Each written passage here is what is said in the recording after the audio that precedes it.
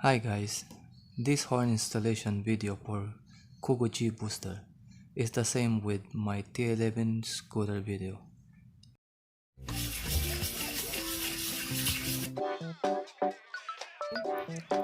I added horn for a safer ride even just on the pavements and service roads. By manufacture, scooters don't have a horn.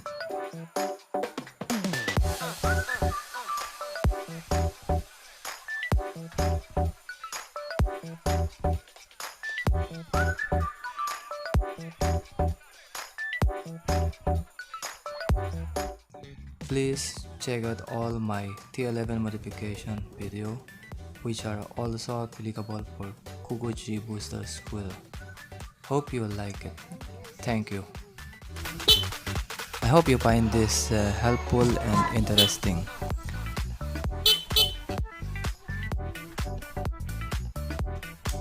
Please don't forget to give this video a thumbs up and subscribe. Thank you.